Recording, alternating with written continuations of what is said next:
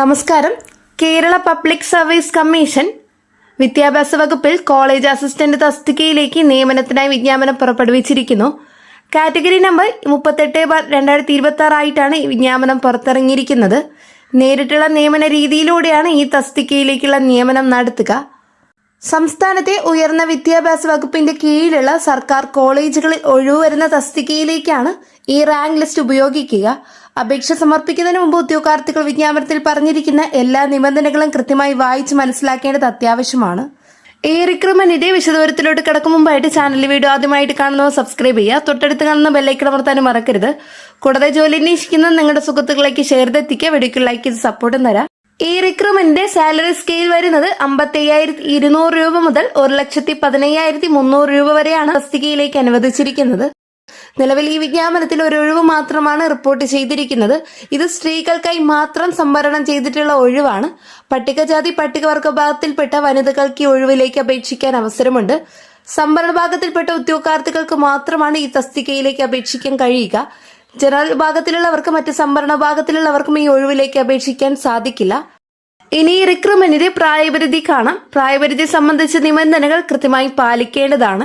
2/1/1976 1/1/2008 ഇടയിൽ ജനിച്ച വനിതകൾക്ക് മാത്രമേ ഈ തസ്തികയിലേക്ക് അപേക്ഷിക്കാൻ കഴിയൂ. അതായത് അപേക്ഷ സമർപ്പിക്കുന്ന തീയതി പ്രകാരം 18 വയസ്സ് പൂർത്തിയായിരിക്കുകയും 50 വയസ്സ് കുറയാതിരിക്കുകയും വേണം. പട്ടികജാതി പട്ടികവർഗ വിഭാഗത്തിൽപ്പെട്ട ഉദ്യോഗാർത്ഥികൾക്ക് കേരള സർക്കാർ ചട്ടപ്രകാരം നിലവിൽ അനുവദിച്ചിരിക്കുന്ന ഇളവുകൾ പ്രായപരിധിയിലും ബാധകമാണ്. പ്രായം കണക്കാക്കുന്നത് 1/7/2026 അടിസ്ഥാനമാക്കിയായിരിക്കും. ഇനി യോഗ്യതാ മാനദണ്ഡങ്ങൾ കാണാം. യോഗ്യതാ മാനദണ്ഡങ്ങൾ വളരെ വ്യക്തമായി വിജ്ഞാപനത്തിൽ നൽകിയിട്ടുണ്ട്. അംഗീകൃത സർവകലാശാലയിൽ നിന്നും ബിരുദം നേടിയിരിക്കണമെന്നതാണ് പ്രധാന യോഗ്യത. കൂടാതെ കമ്പ്യൂട്ടർ പരിജ്ഞാനം ഉണ്ടായിരിക്കണം. National council for technical education അംഗീകരിച്ച കമ്പ്യൂട്ടർ പരിശീലന കോഴ്സ് പാസ്സായിട്ടുണ്ടായിരിക്കുക. അല്ലെങ്കിൽ ബിരുദതലത്തിൽ കമ്പ്യൂട്ടർ ഒരു വിഷയമായി പഠിച്ചിട്ടുണ്ടായിരിക്കണം എന്നതാണ് കമ്പ്യൂട്ടർ യോഗ്യതയ്ക്കുള്ള നിബന്ധന. കൂടാതെ KS and SS part 2 rule 10 AB പ്രകാരമുള്ള യോഗ്യതയും ഉണ്ടായിരിക്കണം. ഇത് Kerala state and subordinate service റൂൾസിലെ ഒരു പ്രധാന നിബന്ധനയാണ്. യോഗ്യത സംബന്ധിച്ച സർട്ടിഫിക്കറ്റുകൾ അപേക്ഷ സമർപ്പിക്കുമ്പോൾ അപ്ലോഡ് ചെയ്യേണ്ടതില്ല. എന്നാൽ വെരിഫിക്കേഷൻ ഘട്ടത്തിൽ ഒറിജിനൽ സർട്ടിഫിക്കറ്റുകൾ ഹാജരാക്കേണ്ടതുണ്ട്. അപേക്ഷ സമർപ്പിക്കുന്ന രീതി പൂർണ്ണമായും ഓൺലൈനാണ്. ഉദ്യോഗാർത്ഥികൾക്ക് kerala.psc.government.in എന്ന കേരള പബ്ലിക് സർവീസ് കമ്മീഷന്റെ ഔദ്യോഗിക വെബ്സൈറ്റ് വഴി 1 ടൈം രജിസ്ട്രേഷൻ നടത്തിയിരിക്കണം. ഇതിനകം തന്നെ യൂസർ ഐഡിയും പാസ്വേഡും ഉള്ളവർ അവ ഉപയോഗിച്ച് ലോഗിൻ ചെയ്യണം.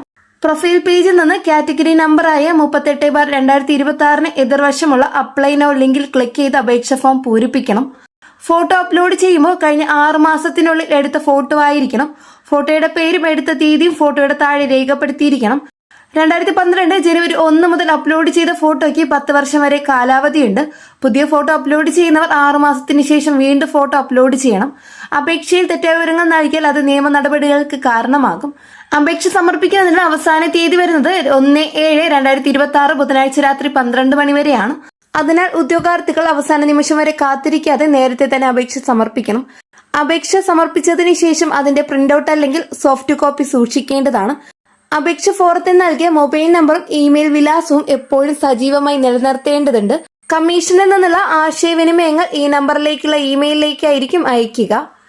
എഴുത്തു പരീക്ഷ നടത്തുന്ന രീതി സംബന്ധിച്ച വിശദാംശങ്ങൾ പിന്നീട് കമ്മീഷൻ അറിയിക്കും. അഡ്മിഷൻ ടിക്കറ്റ് പ്രൊഫൈലിൽ നിന്ന് ഡൗൺലോഡ് ചെയ്യാവുന്നതാണ്. പരീക്ഷാ തീയതി, സമയം, കേന്ദ്രം എന്നിവ അഡ്മിഷൻ ടിക്കറ്റിൽ രേഖപ്പെടുത്തിയിരിക്കും. പരീക്ഷാ ഹാളിൽ പ്രവേശിക്കുമ്പോൾ അഡ്മിഷൻ ടിക്കറ്റ് ഫോട്ടോ പതിച്ച തിരിച്ചറിയൽ രേഖയും കയ്യിൽ കരുതേണ്ടതാണ്. പരീക്ഷ വിജയിക്കുന്ന ഉദ്യോഗാർത്ഥികളെ സർട്ടിഫിക്കറ്റ് വെരിഫിക്കേഷനായി വിളിക്കും. ഈ ഘട്ടത്തിൽ വിദ്യാഭ്യാസ യോഗ്യത, ജാതി, പ്രായം, കമ്പ്യൂട്ടർ യോഗ്യത എന്നിവ തെളിയിക്കുന്ന ഒറിജിനൽ സർട്ടിഫിക്കറ്റുകൾ ഹാജരാക്കണം. സംവരണ വിഭാഗത്തിൽപ്പെട്ട ഉദ്യോഗാർത്ഥികൾ ജാതി സർട്ടിഫിക്കറ്റ് ഹാജരാക്കേണ്ടതുണ്ട്. പട്ടികജാതി പട്ടികവർഗ വിഭാഗത്തിൽപ്പെട്ടവരാണെങ്കിൽ തഹസിൽദാർ നൽകുന്ന ജാതി സർട്ടിഫിക്കറ്റ് ഹാജരാക്കണം. വിവാഹം കഴിഞ്ഞ് പേര് മാറ്റിയിട്ടുണ്ടെങ്കിൽ അതിന് തെളിവായ രേഖകളും ഹാജരാക്കണം. ഭിന്നശേഷിയുള്ളവർ സർക്കാർ ചട്ടപ്രകാരമുള്ള ആനുകൂല്യങ്ങൾ ലഭിക്കും. എന്നാൽ ഈ ഒഴിവ് സ്ത്രീകൾക്ക് മാത്രമായതിനാൽ പുരുഷന്മാർക്ക് അപേക്ഷിക്കാൻ സാധിക്കില്ല. റാങ്ക് ലിസ്റ്റ് തയ്യാറാക്കുന്നതും അതിന്റെ കാലാവധിയും കേരള പബ്ലിക് സർവീസ് കമ്മീഷൻ ചട്ടപ്രകാരമായിരിക്കും. റാങ്ക് ലിസ്റ്റിന്റെ കാലാവധി 3 വർഷമാണ്. ഈ കാലയളവിനുള്ളിൽ റിപ്പോർട്ട് ചെയ്യപ്പെടുന്ന ഒഴിവുകളിലേക്ക് ഈ ലിസ്റ്റ് നിന്ന് നിയമനം നടത്തും. നിയമനം ലഭിക്കുന്ന ഉദ്യോഗാർത്ഥികൾക്ക് കേരള സർക്കാർ ജീവനക്കാർക്ക് ബാധകമായ ചട്ടങ്ങൾക്ക് നിയമങ്ങൾക്ക് അനുസൃതമായിരിക്കും സേവന വ്യവസ്ഥകൾ. ഉദ്യോഗാർത്ഥികൾ കമ്മീഷന്റെ വെബ്സൈറ്റ് പതിവായി പരിശോധിക്കേണ്ടതാണ്. പരീക്ഷാ തീയതി, സർട്ടിഫിക്കറ്റ് വെരിഫിക്കേഷൻ തീയതി, റാങ്ക് ലിസ്റ്റ് പ്രസിദ്ധീകരിക്കൽ തുടങ്ങിയ വിവരങ്ങൾ എല്ലാം കമ്മീഷൻ വെബ്സൈറ്റ് വഴി അറിയിക്കും. മറ്റു മാധ്യമങ്ങളിൽ വരുന്ന വിവരങ്ങൾ ഔദ്യോഗികമായി കണക്കാക്കരുത്. കമ്മീഷന്റെ തീരുമാനം അന്തിമമായിരിക്കും. അപേക്ഷ സമർപ്പിക്കുന്നതുമായി ബന്ധപ്പെട്ട് എന്തെങ്കിലും സംശയമുണ്ടെങ്കിൽ കമ്മീഷന്റെ ഹെൽപ്പ് ഡെസ്കിൽ ബന്ധപ്പെടാവുന്നതാണ്. Kerala public service commission college assistant തസ്തികയിലേക്കുള്ള ഈ നിയമനം ഉയർന്ന വിദ്യാഭ്യാസ മേഖലയിൽ ജോലി ആഗ്രഹിക്കുന്ന വനിതാ ഉദ്യോഗാർത്ഥികൾക്ക് ഒരു മികച്ച അവസരമാണ്. വളരെ പ്രധാനപ്പെട്ട ഒരു ജോബ് അപ്ഡേറ്റ് ആണ് ഇന്നത്തെ വീഡിയോയിലൂടെ ഷെയർ ചെയ്തിട്ടുള്ളത്. വീഡിയോ നിങ്ങൾക്ക് തീർച്ചയായിട്ടും യൂസ്ഫുൾ ആയെന്ന് വിശ്വസിക്കുന്നു. വീഡിയോ ഉപകാരപ്പെട്ടെങ്കിൽ ചാനൽ സബ്സ്ക്രൈബ് ചെയ്യാനും തൊട്ടടുത്ത് കാണുന്ന ബെല്ലൈക്കൺ അമർത്താനും മറക്കരുത്. ഇനിയും ഇതുപോലുള്ള അപ്ഡേറ്റ്സ് ദിനപതി ചാനലിലൂടെ അപ്ലോഡ് ചെയ്യുന്നതായിരിക്കും. ജോലി അന്വേഷിക്കുന്ന നിങ്ങളുടെ സുഹൃത്തുക്കളേക്ക് ഷെയർ എത്തിച്ചു കൊടുക്കാനും മറക്കരുത്. നെക്സ്റ്റ് അപ്ഡേറ്റ്സുമായിട്ട് വീണ്ടും പുതിയൊരു വീഡിയോ കാണാം. എല്ലാവർക്കും നന്ദി, നമസ്കാരം.